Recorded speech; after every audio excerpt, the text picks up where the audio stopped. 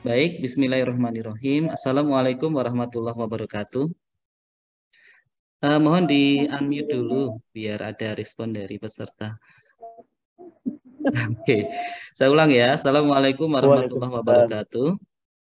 Waalaikumsalam warahmatullahi wabarakatuh.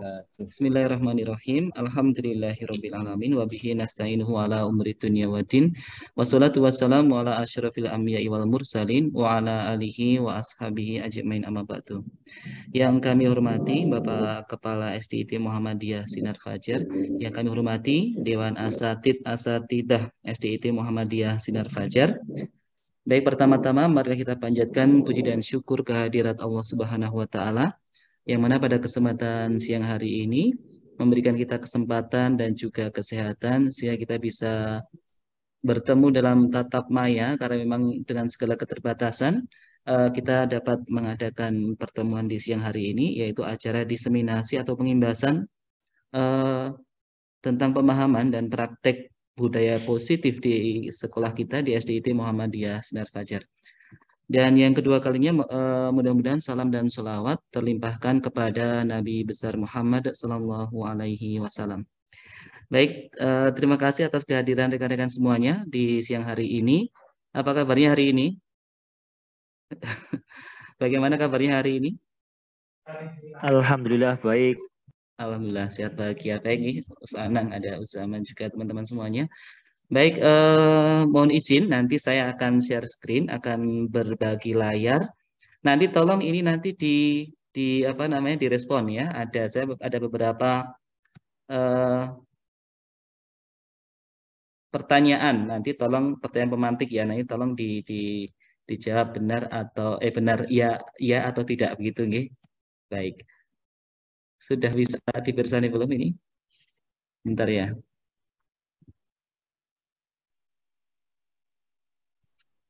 Bisa. Oh, sebentar. Dari awal ya. Bentar. Tolong tetap unmute dulu ya. Baik, ini ada konsekuensi atau hukuman. Jadi kadang di sekolah kita atau di sekolah-sekolah ini memberlakukan suatu aturan, kemudian ini termasuk di konsekuensi ataukah hukuman gitu nggih. Baik, are you ready? Oke, coba ya. Yang pertama. Bisa kelihatan nggih?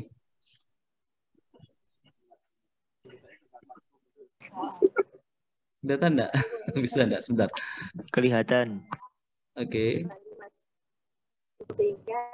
Ya, kehilangan 10 menit jam istirahat untuk mengerjakan tugas karena terlambat datang dan tertinggal pelajaran selama 10 menit. Kira-kira masuk sanksi atau hukuman atau konsekuensi atau hukuman? Monggo. Mana di unmute dulu, enggak apa-apa. Di unmute.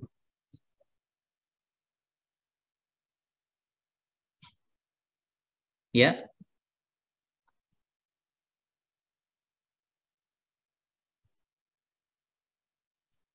Ya, termasuk konsekuensi nggih. Baik, berikutnya adalah duduk di bangku di pinggir lapangan pada jam istirahat tidak diizinkan bermain oleh guru piket karena mencederai teman saat bermain di lapangan, termasuk konsekuensi atau hukuman. Yang mana?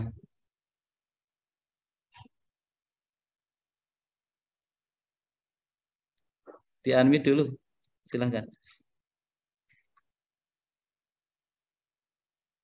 Kusriwi. Apa ini? Belum dengar. Di unmute dulu. Saya bisa ngatur enggak tadi? Oh ya, ask to unmute. Ya.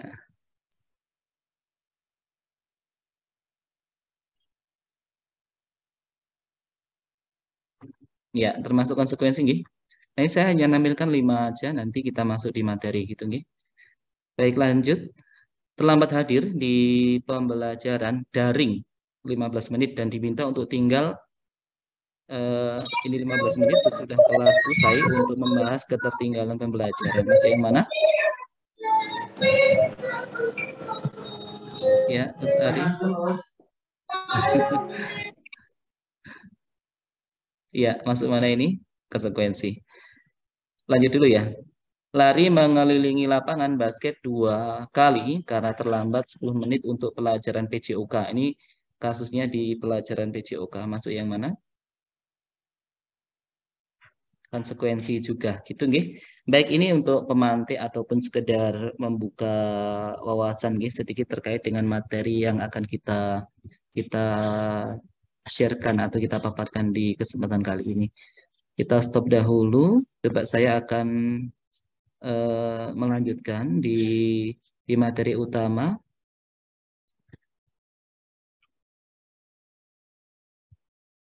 Sebentar, Ustaz.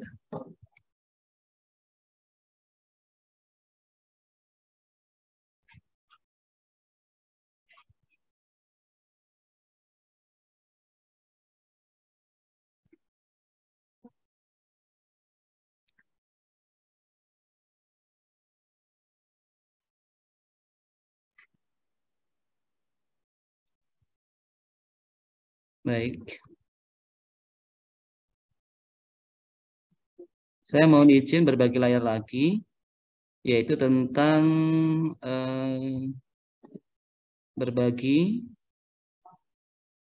yaitu tentang diseminasi pemahaman. Sudah bisa terlihat, nggih? Kalau sudah, coba saya share semuanya.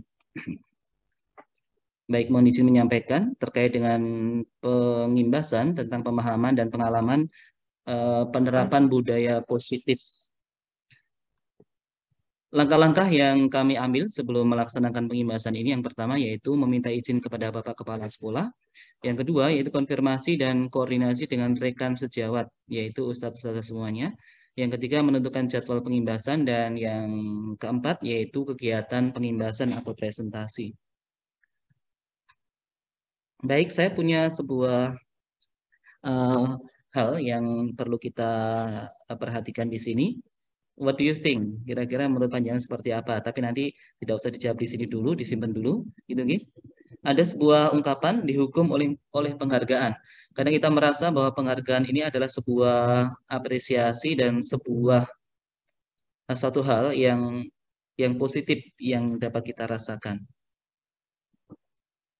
Ya, ada sebuah pendapat dari Alficon, yaitu saat kita berulang kali menjanjikan hadiah kepada anak-anak agar ya ini apa namanya berperilaku tanggung jawab gitu ya, atau kepada seorang murid agar mempelajari sesuatu gitu yang baru, atau kepada seorang karyawan agar melakukan pekerjaan yang berkualitas, kita sedang berasumsi mereka tidak dapat melakukannya, atau mereka tidak akan memilih untuk melakukannya. Nah, ini sebuah ungkapan, nanti panjenengan bisa perhatikan, nanti tidak usah dijawab di sini dulu, nanti bisa dicermati. Okay? Baik, dalam melaksanakan kegiatan ini, oke, ini sudah ada notifikasi, nanti kita undang lagi nih. Baik, langkah-langkah untuk melaksanakan aksi nyata di semester 2 ini yang akan kita laksanakan. Yang pertama, latar belakangnya adalah masih ada peserta didik yang membuang sampah sembarangan. Kemudian masih ada peserta didik yang keluar kelas tidak memakai alas kaki. Kemudian tujuan untuk melaksanakan budaya positif, kita ambil satu tema ini. Tujuannya adalah untuk mewujudkan disiplin positif dalam menjaga kebersihan di kalangan peserta didik.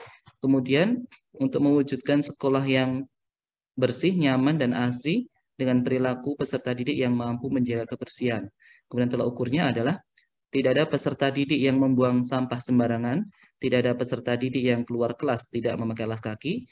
Kemudian lini masanya atau timeline dari rencana aksi nyata yang akan kita laksanakan di semester 2 ini, yaitu 15 Desember kemarin kita mencoba ada perencanaan aksi nyata, kemudian 17 Desember sosialisasi kepada guru kelas, guru maba, dan juga karyawan. Kemudian 18 sampai 30 menyiapkan poster dan materi untuk sosialisasi di kelas masing-masing. Kemudian di Januari ini eksekusi program, yaitu sosialisasi tentang membuang sampah pada tempatnya, menyampaikan keyakinan kelas atau sekolah tentang kebersihan. Kemudian penerapan program ini akan terus dimonitor dan dievaluasi. Kemudian dukungan yang kita harapkan ada sinergi dari guru kelas, guru mapel, dan karyawan. kemudian ada kooperatif dan kolaboratif, kemudian poster untuk menjaga kebersihan dibuat secara mandiri, dan referensi teks motivasi dan keyakinan kelas, bisa browsing dan juga sharing pendapat. Baik, itu tadi adalah terkait dengan rencana aksi nyata. Namun kita sekarang akan mencoba untuk share materi atau berbagi materi tentang budaya positifnya. Jadi kita memang ada beberapa poin yang akan kita sampaikan. Baik, kita masuk di perubahan paradigma belajar. Yang pertama adalah tentang filosofi pendidikan KHD atau Ki Hajar Dewantara. Ki Hajar Dewantara mendefinisikan pendidikan sebagai tuntunan, yaitu tuntunan dalam hidup tumbuhnya murid. Maka mendidik adalah menuntun segala kodrat yang ada pada murid agar mereka dapat mencapai keselamatan dan kebahagiaan yang setinggi-tingginya, baik itu sebagai manusia maupun sebagai anggota masyarakat. Kemudian terkait dengan merdeka belajar. Baik. Ada istilah mendidik dan mengajar yang menjadi poin dari KHD atau Ki Hajar Dewantara. Kita harus memahami materi mendidik secara menyeluruh berdasarkan pemikiran dari Ki Hajar Dewantara agar kita dapat memahami gagasan-gagasannya. Pemahaman terhadap kata pendidikan dan pengajaran kadang masih membingungkan. Penggabungan istilah tersebut dapat mengaburkan pengertian yang sesungguhnya. Pengajaran adalah satu cara menyampaikan ilmu atau manfaat bagi hidup anak-anak secara lahir maupun batin, maka pengajaran merupakan salah satu bagian dari pendidikan. Sama halnya dengan mengajar yang merupakan salah satu bagian dari mendidik, maka pengajaran adalah bagian dari pendidikan. Kemudian pendidikan dimaknakan atau diartikan sebagai tempat menaburkan benih-benih kebudayaan yang hidup dalam masyarakat sekaligus sebagai instrumen tumbuhnya unsur peradaban agar kebudayaan dapat kita wariskan kepada anak cucu kita di masa depan. Kemudian Ki Hajar Dewantara mendefinisikan pendidikan sebagai tuntunan, yaitu tuntunan dalam hidup tumbuhnya murid. Maka mendidik adalah menuntun segala kodrat yang ada pada murid agar mereka dapat mencapai keselamatan dan kebahagiaan yang setinggi-tingginya, baik itu sebagai manusia maupun sebagai anggota masyarakat. Murid diciptakan sebagai makhluk yang memiliki kodrat untuk mereka hidup dan tumbuh. Pendidik tidak dapat menentukan dan berkehendak akan hidup tumbuhnya murid. Jadi yang bisa dilakukan oleh pendidik yaitu menuntun tumbuh atau hidupnya kekuatan-kekuatan itu dengan mengerahkan segala daya upaya untuk memajukan perkembangan budi pekerti, pikiran, dan jasmani murid agar dapat memperbaiki perilakunya, bukan dasar hidup dan tumbuhnya itu. Seperti seorang petani yang menanam padi, ia hanya dapat menuntun ya tumbuhnya padi, mengusahakan kondisi yang terbaik agar padi dapat tumbuh sesuai dengan kodratnya. Petani mungkin dapat memperbaiki keadaan tanaman padinya atau bahkan menghasilkan tanaman padi yang lebih besar daripada tanaman padi yang tidak dipelihara.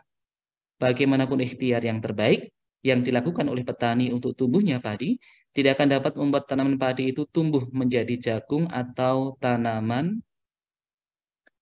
lainnya. Seperti itulah peran pendidik yang bisa menuntun agar murid bisa tumbuh dan berkembang sesuai dengan kodratnya. Jadi seperti tadi Ustaz nih, jadi kita tidak bisa jadi istilahnya membuat bibit atau benih padi menjadi tumbuh menjadi tanaman jagung. Jadi seperti itulah yang filosofi yang akan kita laksanakan dalam melaksanakan pembelajaran di sekolah ini. Baik, kita masuk di poin berikutnya yaitu tentang disiplin positif. Baik, Ustaz nih. Makna dari kata disiplin, ketika kita mendengar kata disiplin, apa yang terbayang di benak Anda? Apa yang terlintas di pikiran Anda? Kebanyakan orang akan menghubungkan kata disiplin itu dengan tata tertib, teratur, dan kepatuhan pada peraturan. Kemarin Jadi yang prioritas pertama kalau kita mendengarkan kata disiplin, berarti taat pada peraturan. Kata disiplin juga sering dihubungkan dengan hukuman, padahal itu sungguh berbeda karena belajar tentang disiplin positif tidak harus dengan memberi hukuman, justru itu adalah salah satu alternatif terakhir dan kalau perlu tidak digunakan sama sekali. Jadi kalau modelnya sekarang tidak perlu adanya hukuman-hukuman. Dalam budaya kita, makna kata disiplin dimaknai menjadi sesuatu yang dilakukan seseorang pada orang lain untuk mendapatkan kepatuhan. Kita cenderung menghubungkan kata disiplin dengan ketidaknyamanan. Baik, ada lagi dari Ki Hajar Dewantara. Beliau menyatakan bahwa di mana ada kemerdekaan, disitulah harus ada disiplin yang kuat. Sungguh pun disiplin itu bersifat self-disiplin, yaitu kita sendiri yang mewajibkan kita dengan sekeras-kerasnya. Tetapi itu sama saja, sebab kalau kita tidak cakap melakukan self-disiplin, wajiblah penguasa lain yang mendisiplinkan diri kita. Dan peraturan demikian itulah harus ada di dalam suasana yang merdeka. Jadi meskipun kita yang berhak untuk mendisiplinkan kita, namun jika kita tidak bisa istilahnya mendisiplinkan diri kita sendiri, nanti perlu orang lain atau pihak pimpinan yang akan membuat peraturan sehingga bisa mendisiplinkan kita. Intinya seperti itu. Kemudian dari situ Ki Hajar menyatakan bahwa untuk mencapai kemerdekaan atau dalam konteks pendidikan kita saat ini, untuk menciptakan murid yang merdeka, syarat utamanya adalah harus ada disiplin yang kuat.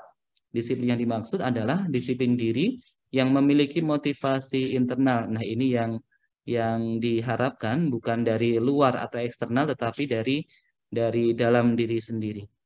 Jika kita tidak memiliki motivasi internal, maka kita memerlukan pihak lain untuk mendisiplinkan kita atau motivasi eksternal. Karena berasal dari luar, bukan dari dalam kita sendiri.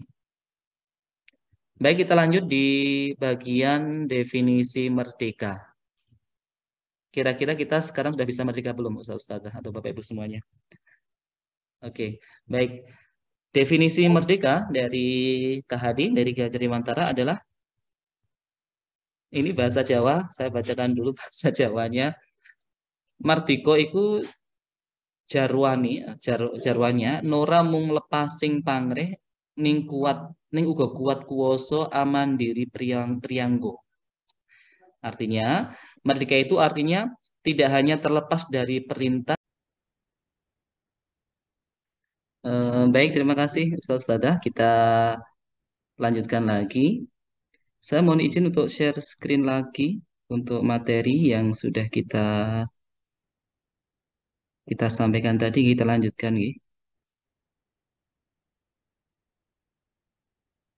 Ya Ustadz. Bisa nggih? Oke, terima kasih. Nggak tahu tadi harus nunggu dulu baru bisa masuk. Oke. Oke, seperti yang tadi saya sampaikan bahwa nanti panjenengan bisa eh, menyesuaikan nggih, begitu. Masuk di disiplin positif gitu nggih, Ustaz sebentar.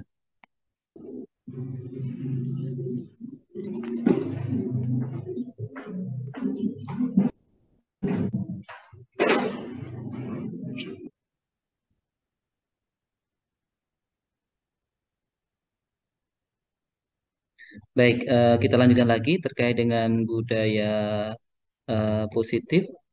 Kita masuk di disiplin positif yang dari KHD tadi.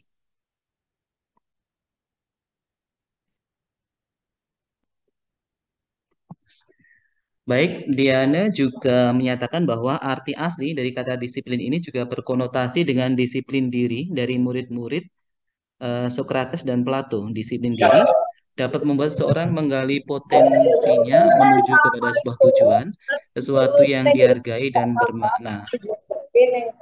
Dengan kata lain, disiplin diri juga mempelajari bagaimana cara kita mengontrol diri dan bagaimana menguasai diri untuk memilih tindakan yang menuju pada nilai-nilai yang kita hargai. Begitu.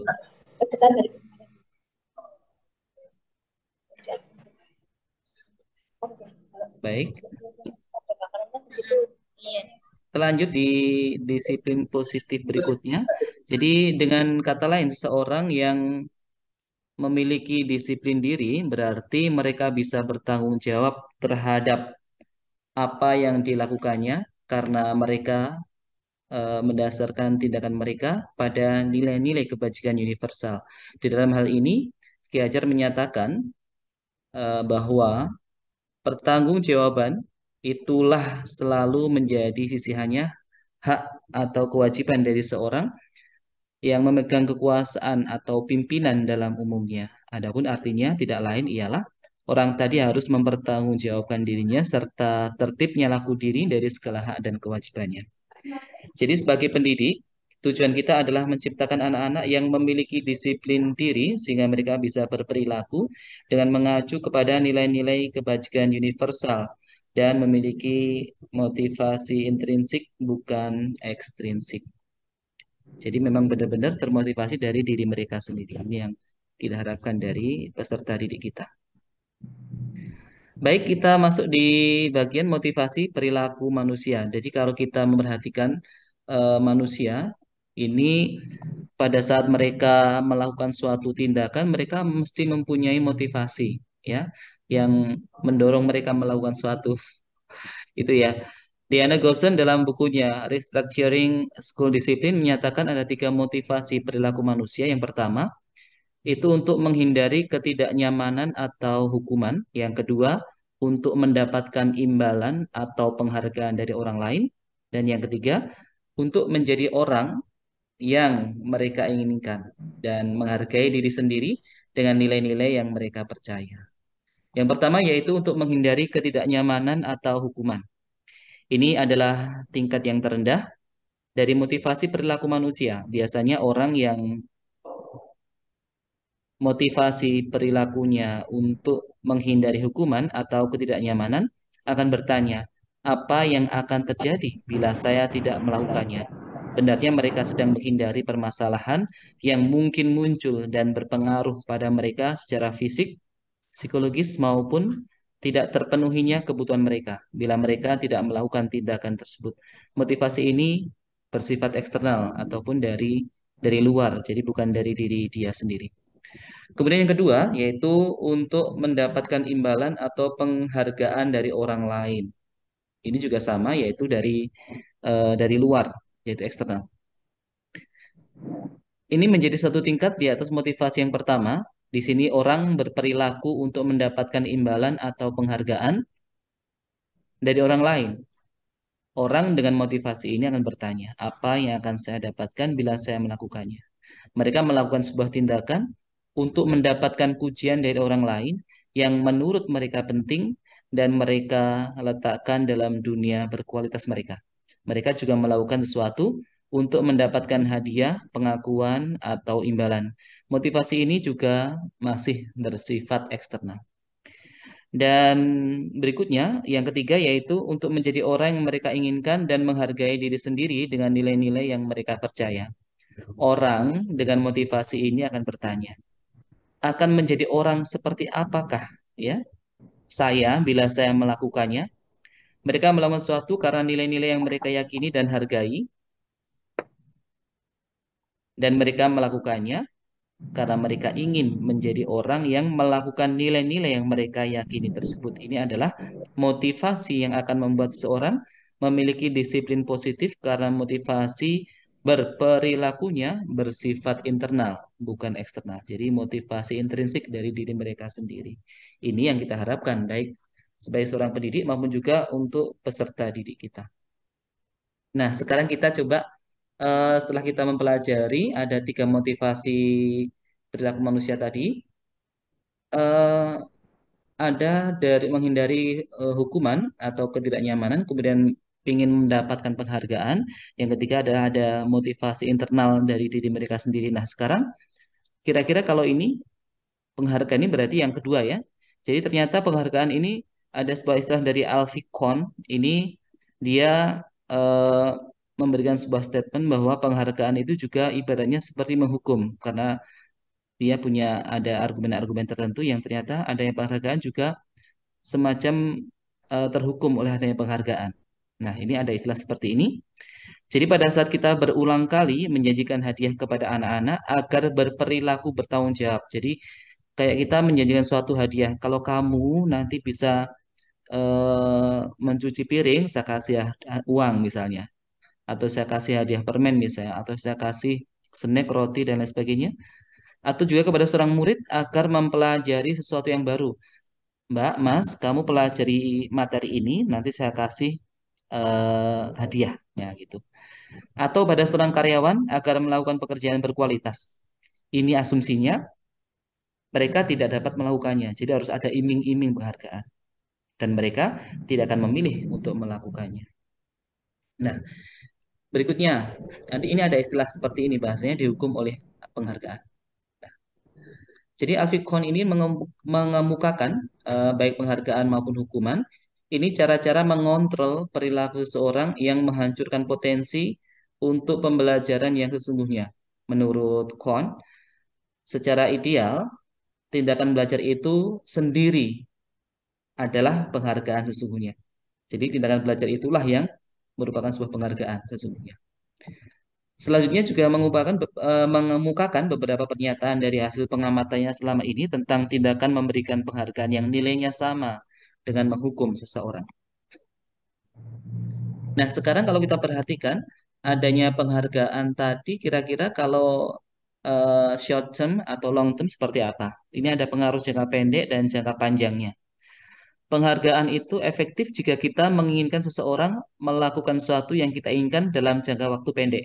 Nah, ini jadi kalau kita bisa mengamati bahwa adanya penghargaan apresiasi ini mungkin dalam jangka pendek efektif, tapi secara long term mungkin bisa dikatakan kurang efektif karena memang masih motivasi dari luar atau eksternal. Yang kita harapkan adalah adanya motivasi dari diri eh, orang itu sendiri atau pendidik maupun peserta didik itu.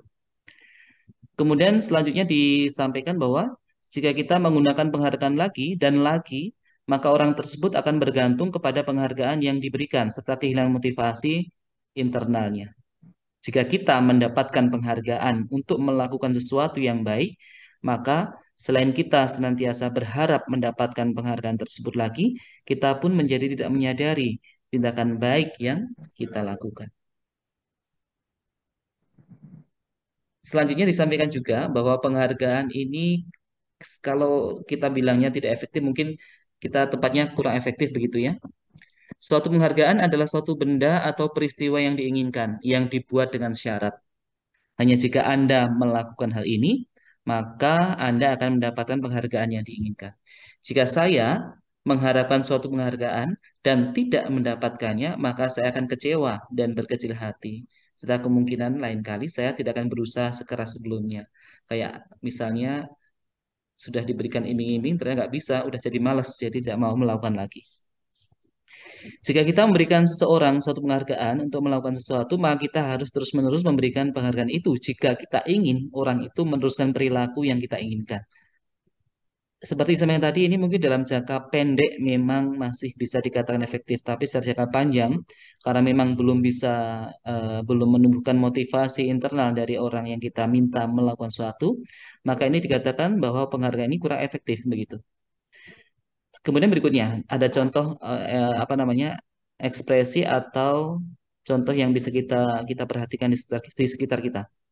Orang yang berusaha berhenti merokok atau orang yang berusaha diet menguruskan badan bila diberikan penghargaan hampir pasti tidak berhasil. Atau mungkin saat kamu kalau nggak ngerokok saya kasih ini, tapi itu hanya short term saja, tapi tidak bisa dikatakan bahwa ini akan bertahan lama. Kemudian ada satu statement lagi hasil pengamatan ya. Penghargaan ini bisa merusak hubungan. Ketika seorang diberikan penghargaan atau dipuji di depan orang banyak, maka yang lain bisa menjadi merasa iri. Dan sebagian dari mereka akan tidak menyukai orang yang diberikan penghargaan tersebut. Jika seorang guru sering memberikan penghargaan kepada murid-muridnya, besar kemungkinan murid-muridnya termotivasi hanya untuk menyenangkan gurunya. Ya, asal bapak senang, asal ibu senang. Mereka tidak akan bersikap jujur kepada guru tersebut. Nah, ini salah satu pengamatan. Walaupun saya tidak bisa mengatakan bahwa penghargaan, apresiasi ataupun hadiah tidak boleh, tapi ini masih tetap dibolehkan walaupun kita juga memperhatikan ada teori-teori seperti ini. Gitu, nggih. Kemudian penghargaan menciptakan persaingan di dalam kelas dan persaingan menciptakan kecemasan. Mereka yang percaya bahwa mereka tidak memiliki kesempatan untuk mendapatkan penghargaan, dia akan berhenti mencoba. Makanya sekarang kalau dalam filosofi rapot di akhir-akhir ini, nggih, ini tidak ada namanya ranking, ya seperti itu.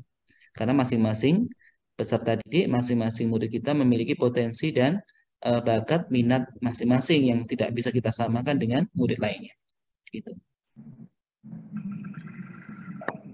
Nah, sekarang masuk di motivasi dari dalam diri sendiri. Nah, ini ada motivasi intrinsik namanya. Sebuah deskripsi atau kondisi, ya, ada seorang anak ini belajar untuk pertama kalinya menggabungkan huruf-huruf dan kata-kata serta menyadari bahwa ia dapat membaca, timbul pijar di matanya dan sebuah senyuman di wajahnya. Anak tersebut begitu gembira bahwa ia telah mempelajari dan menguasai suatu keterampilan baru. Kesadaran akan kemampuannya bahwa dia sudah dapat membaca sesungguhnya sudah merupakan sebuah penghargaan. Nah, itu yang kita harapkan. Karena memang benar-benar dari dalam diri dia sendiri, gitu. Jika kita memberikan penghargaan kepada seorang anak pada saat dia sedang merasa bangga dengan pencapaiannya sendiri, maka kita akan mengambil kegembiraan yang saat itu sedang dirasakan secara alamiah. Baik, Ustaz-Ustazah, Bapak Ibu yang kami hormati, tadi tentang motivasi orang melakukan satu tindakan atau aktivitas. Nah, sekarang kita masuk di kebutuhan dasar. Orang melakukan sesuatu, ini juga bisa dikatakan bahwa dia ada kebutuhan dasar yang harus terpenuhi. Nah, secara sehat, secara umum, kita harus mendapatkan kebutuhan dasar ini secara positif dengan cara yang positif. Tapi kalau kita tidak bisa mendapatkan secara positif, kadang ini akan bisa mendapatkan secara negatif dengan cara-cara yang tidak baik begitu untuk mendapatkan kebutuhan dasar ini. Baik, yang pertama yaitu kebutuhan untuk bertahan hidup atau survival, kemudian kasih sayang dan rasa diterima, love and belonging. Jadi kalau kita pernah menjumpai santri misalnya atau peserta didik kita, misalnya dia kok di sekolah ini misalnya dia sangat aktif dan merasa istilahnya apa ya, pengen diperhatikan, pengen disayangi, ini bikin ulah biar diperhatikan ustaz-ustazahnya, diperhatikan gurunya gitu. Setelah kita cermati, kadang di rumah dia tidak bisa mendapatkan namanya love and belonging, jadi rasa kasih sayang dan rasa diterima di rumahnya. Maka dia berusaha bagaimana di sekolah dia mencari perhatian, caper begitu ya, agar di, diberikan kasih sayang dan perhatian, rasa diterima oleh gurunya di sekolah atau oleh teman-temannya. Kemudian berikutnya ada kebebasan atau freedom, kemudian kesenangan atau fun, dan penguasaan atau power. Baik, kalau dibuat, ya, ada diagram seperti ini, ada 5 kebutuhan dasar manusia. Baik, coba ini saya punya sebuah studi kasus begitu ya. Ini ada salah satu murid, ya, murid, kalau ini contohnya di SD juga ya ini ya. Ibu Ambar, guru wali kelas 2A di SD Pelita Hati, ini sedang bingung menghadapi ulah salah satu murid di kelasnya, itu namanya Doni. Beberapa anak di kelas 2A telah datang kepada Bu Ambar dan mengeluhkan bahwa Doni seringkali meminta bekal makan siang mereka dengan paksa. Ini kayak pemalak gitu ya. Jika Anda menghadapi situasi seperti Ibu Ambar ini, apa yang akan Anda lakukan? Menurut Anda, kira-kira apa alasan Doni melakukan hal itu? Nah, ini kan perlu kita cermati. Anak ini melakukan seperti itu, kira-kira motivasinya apa? Apa yang mendorong dia? Maksud saya, kebutuhan dasar apa yang belum terpenuhi oleh Doni? Begitu. Ini ada tanggapan. Jadi merujuk kepada situasi yang sedang dihadapi Ibu Ambar di atas dalam konteks penegakan disiplin positif, Ibu Ambar sebaiknya mencari tahu alasan Doni melakukan tindakan tersebut agar mengetahui kebutuhan mana yang sedang berusaha dipenuhi oleh Doni. Nah, ini harus mengetahui alasan apa, kebutuhan mana yang akan dipenuhi, yang sedang berusaha dipenuhi oleh Doni.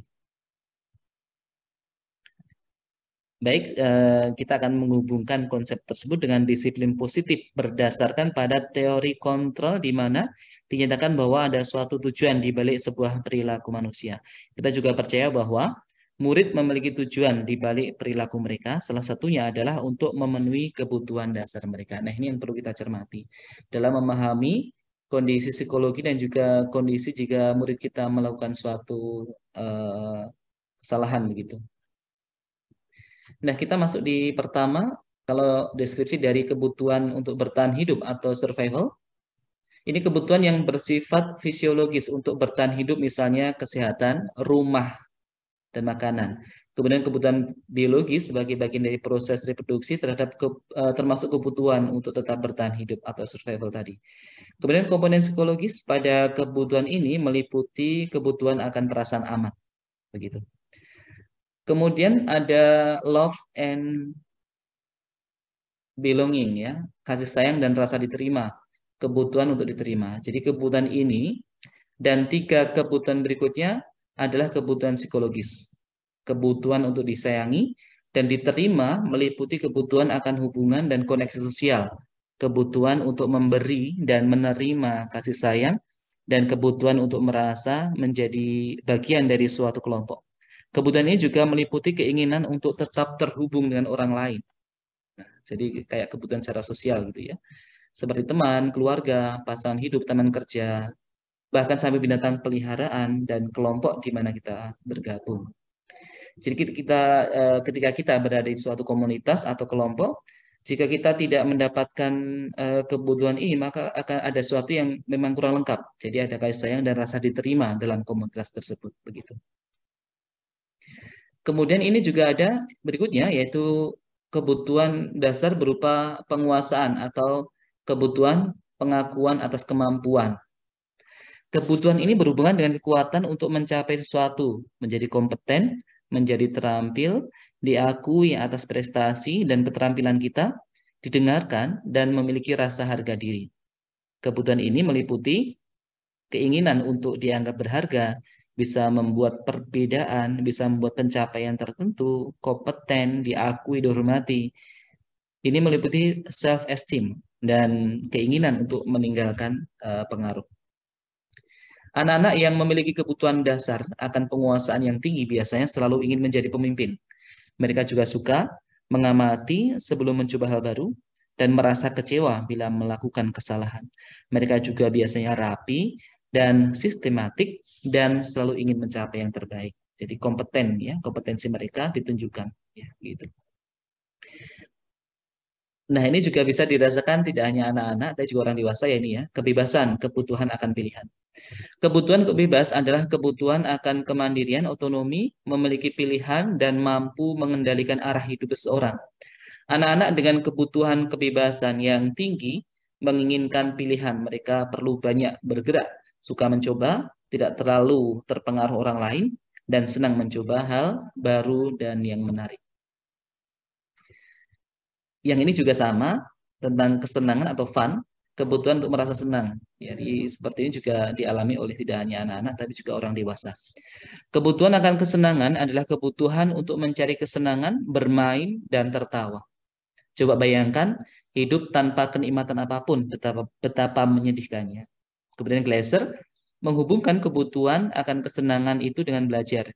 Semua hewan dengan tingkat intelijensi tinggi, yaitu seperti anjing, lumba-lumba, primata, dan lain-lain, mereka bermain. Saat mereka bermain, mereka mempelajari keterampilan hidup yang penting.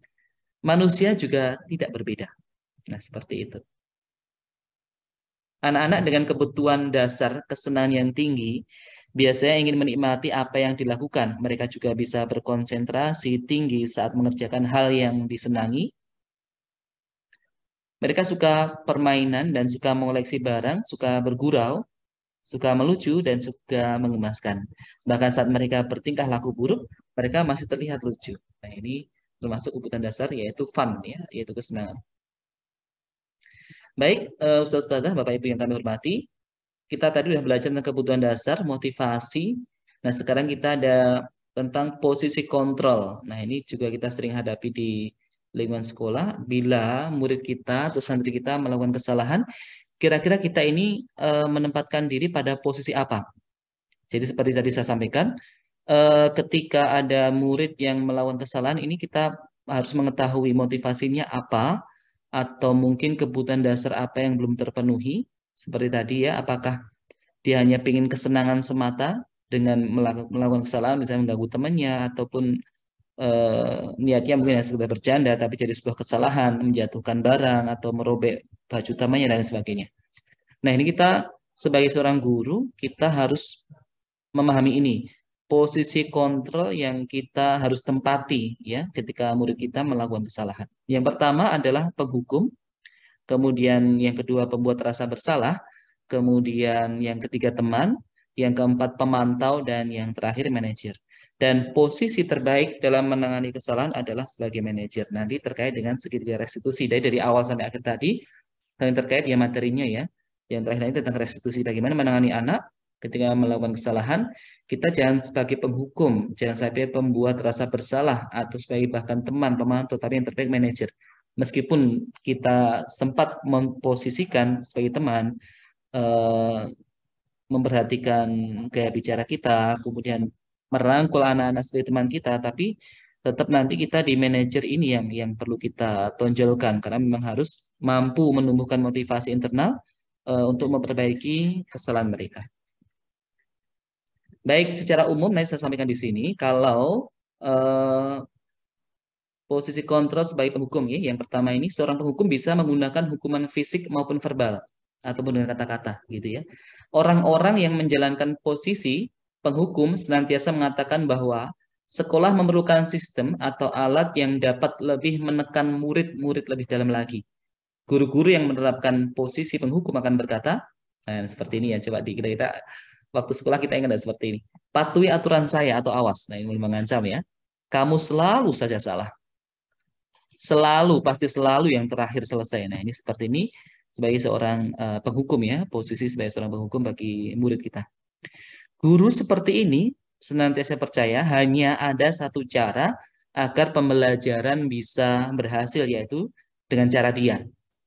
Penghukum ini dengan nada suara tinggi, bahasa tubuhnya dengan mata melotot, dan jari menunjuk-nunjuk, dia akan menghardik. Telat lagi, pasti telat lagi, selalu datang terlambat. Kapan bisa datang tepat waktu? Nah, Bapak Ibu, saudara, tanyakan kepada diri Anda, bagaimana perasaan murid bila guru berbicara seperti itu pada saat muridnya datang terlambat misalnya. Hasilnya, ini kemungkinan murid akan marah dan mendendam atau bersifat agresif. Bisa jadi sesudah kembali duduk, murid itu akan mencoret-coret bukunya atau meja tulisnya. Lebih buruk lagi, nah ini yang kita khawatirkan, sepulang sekolah murid melihat motor atau mobil Bapak Ibu guru dan akan menggores kendaraan tersebut dengan paku, atau mungkin bahkan kalau tidak sampai bocor, menggemboskan dari ban dari kendaraan Bapak Ibu. Nah ini yang perlu kita perhatikan nih, jangan sampai timbul ada rasa dendam dari peserta didik kita. Ini tingkat di bawahnya ya, maksud saya bukan di bawahnya, maksudnya masih tingkatnya masih keras yang kehukum, tapi ini juga kurang tepat untuk pembuat rasa bersalah. Pada posisi ini biasanya guru akan bersuara lebih lembut, dia menurunkan volume suaranya. Dia menggunakan keheningan yang membuat orang lain merasa nggak nyaman, merasa bersalah atau rendah diri. Kadang kita merasa, oh kalau kita membuat anak-anak merasa bersalah ini berhasil. Menyadarkan kesalahan, bukan menyadarkan kesalahan. Jadi istilahnya membuat anak merasa dia ini bersalah, ini seolah kita berhasil dalam mendidik peserta didik kita. Ya, kadang kata-kata yang keluar seperti ini, Ibu sangat kecewa sekali dengan kamu. Berapa kali Bapak harus memberitahu kamu ya? Gimana coba kalau orang tua kamu tahu kamu berbuat seperti ini? Nah, di posisi ini, murid akan memiliki penilaian diri yang buruk tentang diri mereka. Dia merasa minder, merasa tidak berharga, begitu ya. Dan telah mengecewakan orang-orang yang disayangi. Ini juga ada sisi-sisi kurang baiknya. Jadi dia merasa ya kayak jatuh begitu ya. Kemudian di posisi ini, mohon maaf, kemudian pembuat merasa bersalah dengan suara memelas, bahasa tubuh merapat pada anak dengan nada lesu, Seperti contohnya, Adi, kamu ini bagaimana ya? Kamu udah janji dengan ibu nggak akan terlambat lagi. Kamu kenapa ya senang sekali bikin kecewa ibu? Ibu benar-benar kecewa sekali. Nah, bagaimana perasaan murid bila ditegur dengan cara seperti ini? Hasilnya, ini murid akan merasa bersalah, bersalah telah mengecewakan ibu atau bapak gurunya. Kemudian murid akan merasa menjadi orang yang gagal dan tidak sanggup membahagiakan orang lain. Kadang-kadang sikap seperti ini lebih berbahaya dari sikap menghukum. Jadi malah kadang seperti ini membuat orang bersalah. Kadang-kadang kondisi tertentu dia akan lebih berbahaya sikap seperti ini daripada sikap menghukum. Karena emosi akan tertanam rapat di dalam dan murid ini akan menahan perasaannya. Tidak seperti murid tidak seperti murid dalam keadaan dengan guru penghukum, di mana murid bisa menumpahkan amarahnya walaupun dengan cara negatif. Murid tertekan seperti inilah yang tiba-tiba bisa meletus amarahnya dan bisa bahkan menyakiti diri sendiri ataupun orang lain. Jadi karena semacam kayak introvert ya, dia punya perasaan eh, merasa bersalah dan dia akan bahkan bisa saat meletus amarahnya dia bisa menyakiti diri sendiri dan juga orang lain. Kemudian sebagai teman, ini coba saya cuplik sedikit untuk teman ini, dia tidak akan menyakiti murid, namun akan tetap berupaya mengontrol murid melalui persuasi. Jadi dengan pendekatan persuasif. Posisi teman pada guru ini bisa negatif atau positif. Positif ini bisa berubah hubungan baik yang terjadi antara guru dan murid. Guru di posisi teman menggunakan hubungan baik dan humor untuk mempengaruhi seorang. Mereka akan berkata, ayolah bantulah demi Bapak ya. Ayo ingat tidak bantuan Bapak selama ini. Nah, contoh seperti itu dengan suara akrab ya kepada anak. Nah, kira-kira hasilnya bagaimana? Nah, langsung kita masuk di kira-kira hasil dari kalau kita memposisikan sebagai teman begitu. Dia murid akan merasa senang dan akrab dengan guru. Ini termasuk dampak yang positif. Hanya saja di sisi negatif, murid menjadi tergantung pada guru tersebut. Dan guru tersebut jadi seolah kayak ketergantungan kepada guru tersebut sebagai temannya. Dia bisa mengandalkan guru tersebut untuk membantunya. Akibat lain, dari posisi teman, ini Adi hanya akan berbuat sesuatu bila yang menyuruh adalah guru tersebut. Dan belum tentu berlaku yang sama dengan guru atau orang lain. Nah, ini masih jadi kayak ada kontrol dari luar, belum ada motivasi dia memperbaiki kesalahan dari dirinya sendiri begitu. Ini masih dari luar ya. Baik, berikutnya untuk pemantau ya. Ini posisi sebagai pemantau. Memantau berarti mengawasi. Pada saat kita mengawasi, kita bertanggung jawab atas perilaku orang-orang yang kita awasi. Posisi pemantau berdasarkan pada peraturan-peraturan atau konsekuensi, ada hitam di atas putihnya, ada aturan-aturan yang ada di sekolah tersebut. Dengan menggunakan sanksi atau konsekuensi, kita dapat memisahkan hubungan pribadi kita dengan murid sebagai seorang yang menjalankan posisi pemantau. Pertanyaan yang diajukan seorang pemantau, contohnya, coba peraturannya apa? Apa yang telah kamu lakukan? Terus sanksinya apa kira-kira? Nah, seperti itu. Ini seorang pemantau. Nah, kira-kira hasilnya seperti apa kalau kita memposisikan kita di posisi seorang pemantau? Hasilnya adalah murid memahami konsekuensi yang harus dijalankan karena telah melanggar salah satu peraturan sekolah. Guru tidak menunjukkan suatu emosi yang berlebihan, menjadi marah atau merasa berbuat salah. Murid pada jam waktu istirahat dan dia mengerjakan tugas. Tidak memarahi, tapi dia tetap misalnya di jam istirahat. Kemudian guru tetap harus karena murid tidak bisa ditinggalkan sendiri. Begitu.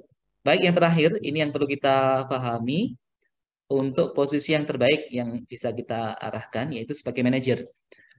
Yaitu posisi di mana guru berbuat sesuatu bersama dengan murid, mempersilahkan murid mempertanggungjawabkan perilakunya, mendukung murid agar dapat menemukan solusi atas permasalahannya sendiri.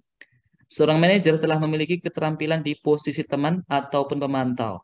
Dan dengan demikian, bisa jadi di waktu-waktu tertentu, kembali pada dua posisi, yaitu sebagai teman bisa, sebagai pemantau bisa, bukan yang penghukum sama yang pembuat rasa bersalah. Jadi masih kita bisa memposisikan di teman dan pemantau. Namun bila kita menginginkan murid kita menjadi manusia yang merdeka, mandiri, dan bertanggung jawab, maka kita perlu mengacu kepada restitusi yang dapat menjadikan murid kita seorang manajer bagi dirinya sendiri.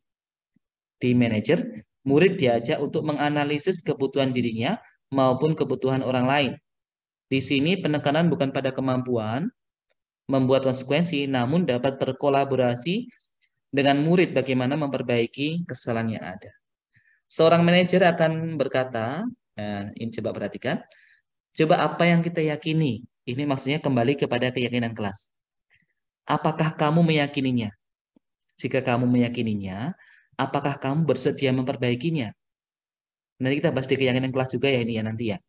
Jika kamu memperbaiki ini, hal ini menunjukkan apa tentang dirimu? Apa rencana kamu untuk memperbaiki hal ini? Nah, tugas seorang manajer bukan untuk mengatur perilaku seorang. Kita membimbing murid untuk dapat mengatur dirinya. Seorang manajer bukannya memisahkan murid dari kelompoknya, tapi mengembalikan murid ke kelompoknya dengan lebih baik dan kuat. Bisa jadi, dalam praktek penerapan disiplin sehari-hari, kita kembali ke posisi teman atau pemantau karena murid yang ditangani belum siap diajak berdiskusi atau diundang melakukan restitusi. Namun, perlu disadari, tujuan akhir dari posisi kontrol seorang guru adalah pencapaian posisi manajer, di mana di posisi inilah murid dapat menjadi pribadi yang mandiri, merdeka, dan bertanggung jawab atas segala perilaku dan sikapnya yang pada akhirnya dapat menciptakan lingkungan yang positif, nyaman, dan aman. Nah, ini contoh-contohnya ekspresi dalam posisi manajer. Contohnya begini, Adi, apakah kamu mengetahui jam berapa sekolah dimulai? Tahu, Pak, jam 7.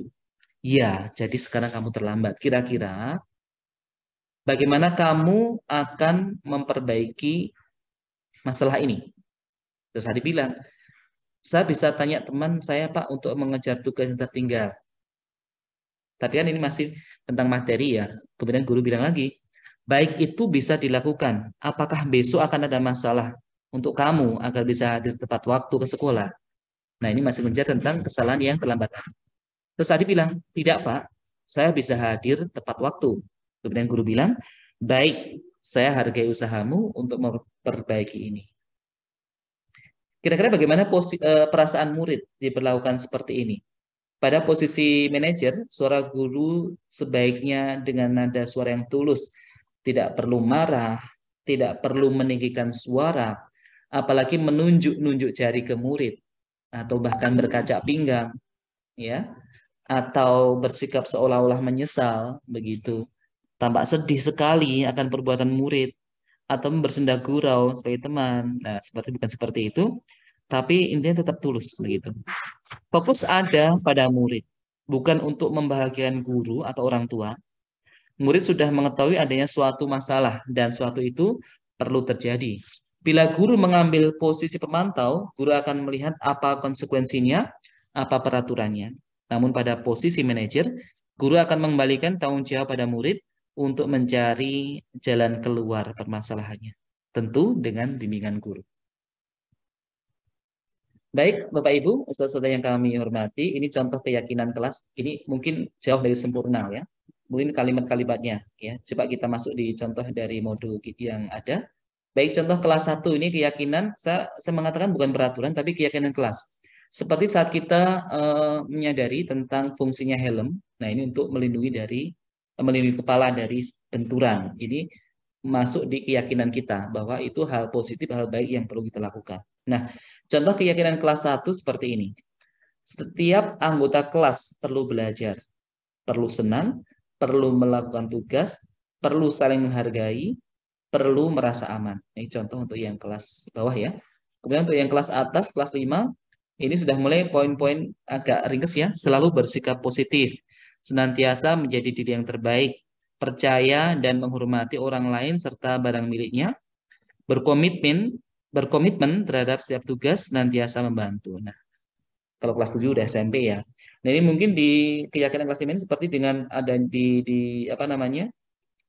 Ikrar santri ataupun juga tanggung jawabku yang sudah kita biasakan di sekolah kita.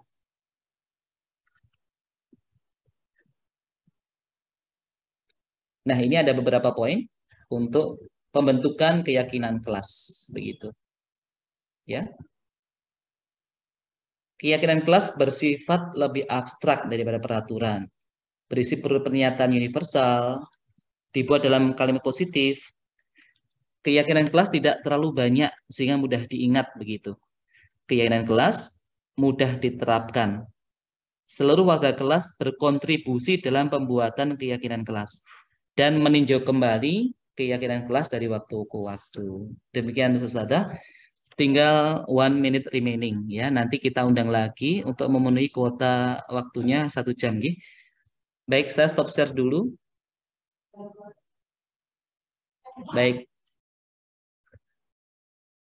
Nanti mungkin tiba-tiba akan keluar sendiri. Nanti kita undang lagi di apa namanya untuk melengkapi Zoom ini. Sebentar ya.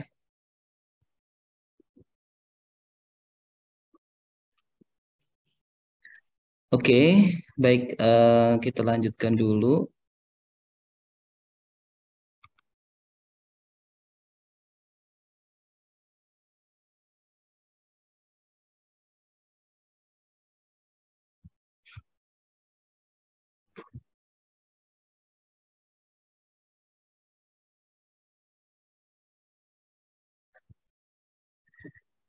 Baik, terima kasih, Ustazah. Kita lanjutkan untuk masuk di keyakinan kelas dan juga nanti akhir masuk di restitusi begitu ya. Ini yang perlu kita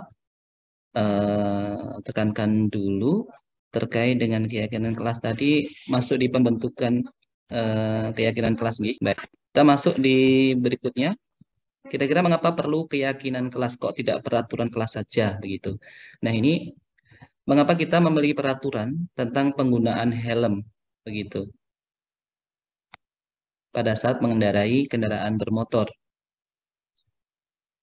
Kemungkinan jawabannya untuk keselamatan. Kemudian mengapa kita membeli peraturan tentang penggunaan masker dan mencuci tangan setiap saat? Ini kemungkinan jawabannya adalah untuk kesehatan dan juga untuk keselamatan juga.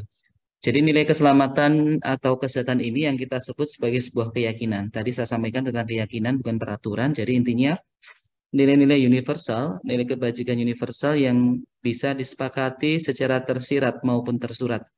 Lepas dari latar belakang suku, negara, bahasa, maupun agama. Seperti yang sudah disampaikan pada pembelajaran sebelumnya tentang nilai-nilai kebajikan, bahwa menekankan pada keyakinan seseorang akan lebih memotivasi seseorang dari dalam.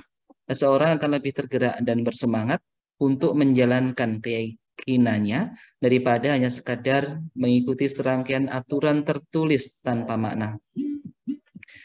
Murid-murid pun demikian, mereka perlu mendengarkan dan memahami arti sesungguhnya tentang peraturan-peraturan yang diberikan, apa nilai-nilai kebajikan di balik peraturan tersebut, apa tujuan utamanya, dan menjadi tidak tertarik atau takut sehingga hanya sekedar mengikuti serangkaian aturan-aturan yang mengatur mereka tanpa memahami tujuan mulianya. Nah, ini yang perlu kita tekankan.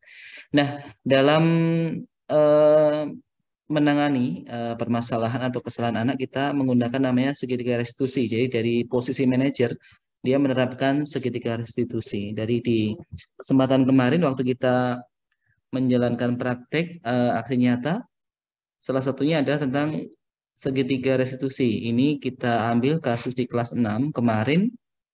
Memang nyata ya ada salah satu santri yang melakukan kesalahan, memang tidak sebuah apa namanya tidak disengaja, tapi kita em, mencoba memahami motivasi apa yang membuat dia berperilaku seperti itu. Ternyata untuk fun ya, kayak memenuhi kebutuhan dasarnya untuk kesenangan begitu.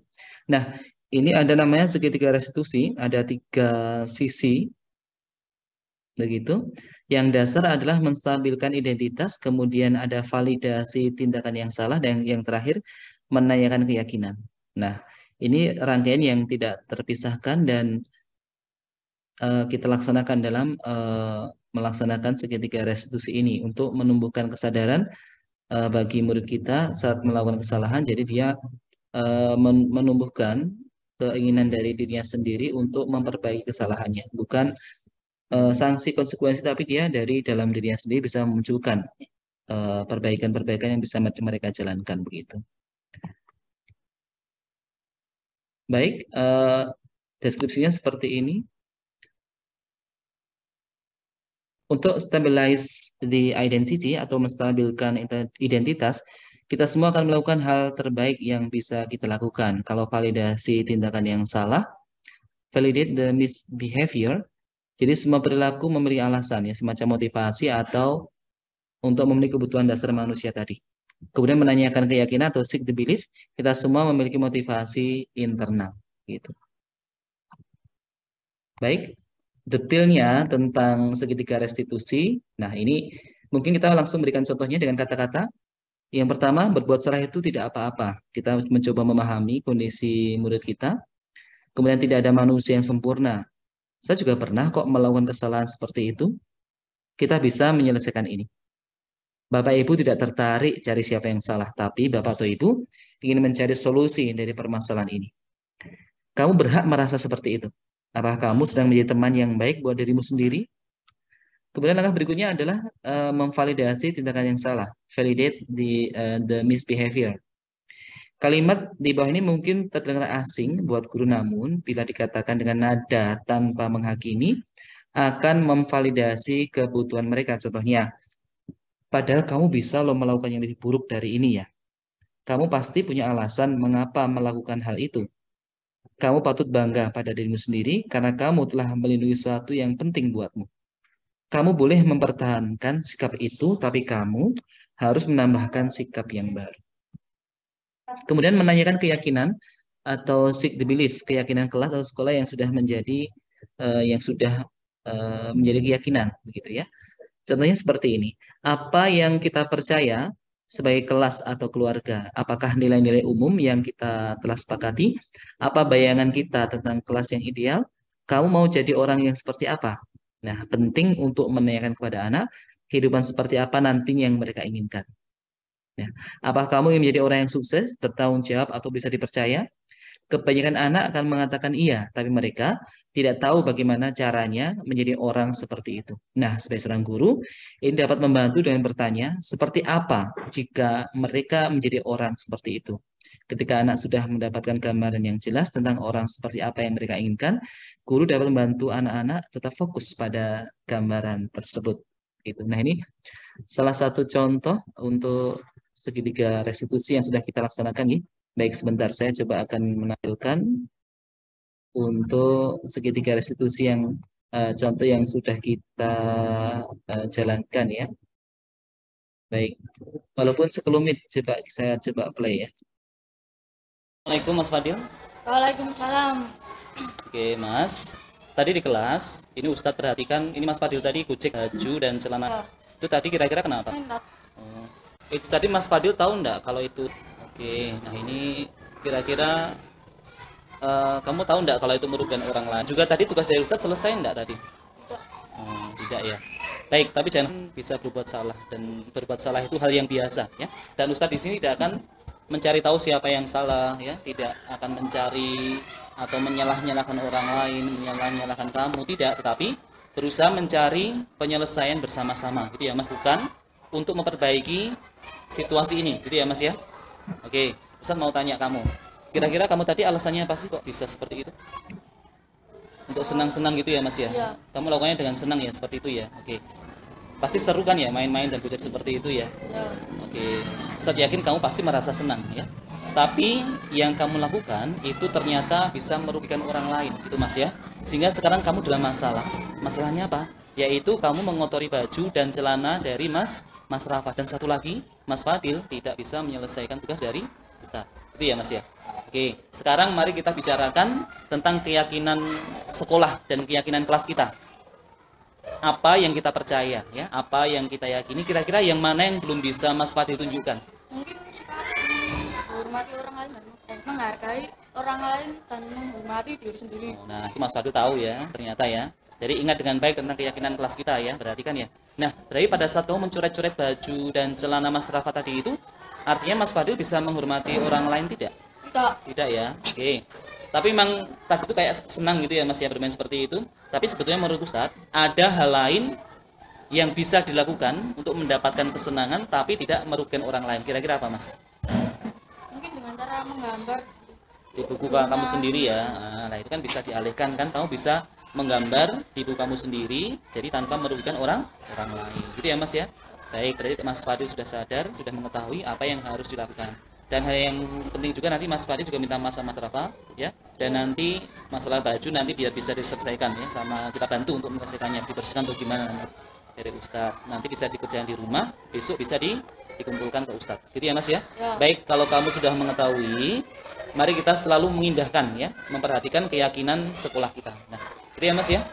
Baik, tetap semangat. Setelah ini nanti Mas Fadil bisa kembali ke kelas dan bisa berperilaku lebih baik lagi. Gitu ya Mas ya. Baik, semangat ya Mas ya. Oke, terima kasih. Assalamualaikum warahmatullahi wabarakatuh. Waalaikumsalam warahmatullahi wabarakatuh. Baik, ini kira-kira seperti ini ya untuk pelaksanaan segitiga restitusi. Jadi kita diusahakan bisa memunculkan solusi ataupun bagaimana murid kita bisa memperbaiki kesalahan atas inisiatif mereka sendiri. Begitu. Ini yang diharapkan dari segitiga restitusi. Dan ini adalah testimoni, kita skip aja ya. Testimoni dari peserta didik kita ya, dari praktek restitusi ini. Ya, lanjut mawon. Baik, Ustazah yang kami hormati, baik mungkin dari kami untuk kegiatan diseminasi dari berbagai aksi nyata dan juga praktek baik mungkin di sekolah kita dan budaya positif begitu ya. Kami cukupkan dulu, jika ada kurang lebihnya mohon dimaafkan dan jangan lupa untuk mengisi presensi yang sudah kita share tadi. Baik, terima kasih atas kehadiran dan partisipasi Ustadz saudara semuanya. Jazakumullahu khairan katsira. Billahi taufiq wal hidayah. Wassalamualaikum warahmatullahi wabarakatuh.